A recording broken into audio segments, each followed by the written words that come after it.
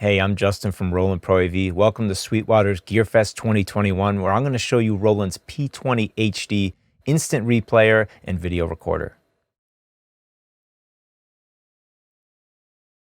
The P20HD brings slow-mo instant replay and event recording to your sports or live event production.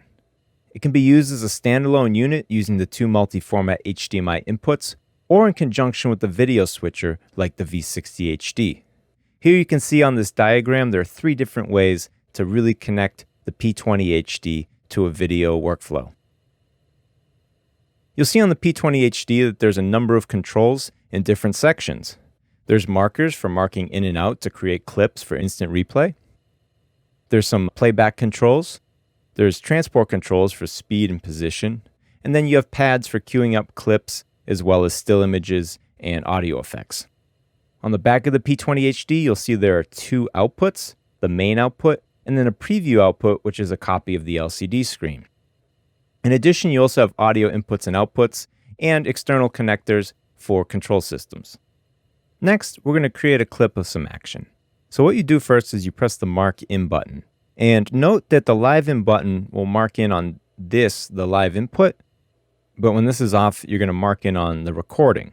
Because you can go back to any point in the recorded file to make additional clips. You can also create bookmarks, and you can go back to a section later if you need to. So at that point, I'm going to mark out here, and I now have my first clip.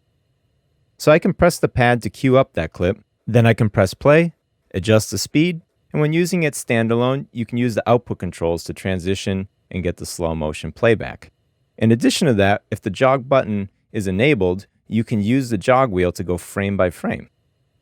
And then you can resume by hitting play. You can also use the speed range button to have it go in reverse at the same speed, and then press it again to go forward. You can also adjust the speed during the replay if needed. And then once you're finished with the replay, you can go back to the live input and resume the action. If you miss a moment in the action, you can use the Make Clip button to mark out and then automatically mark in 7 seconds before. So if I press Make Clip here, you'll see I now have a second clip that's exactly 7 seconds long. You can also customize that length in the project settings. The P20HD stores your projects on an SD card. Along with the entire recording, you can have up to 512 clips, and you can store them in 8 palettes, which function as playlists of up to 64 clips each. I added clips 2 and 3 from the clip list to palette number 1.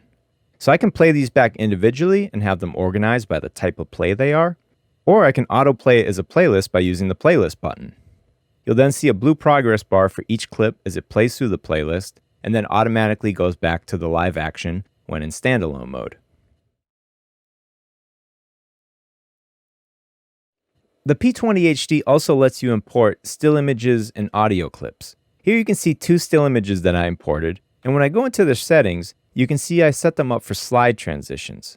And what that means is you can set a different transition type for how the still image comes in and goes out. For example, I have this still image slide in left and then slide out left.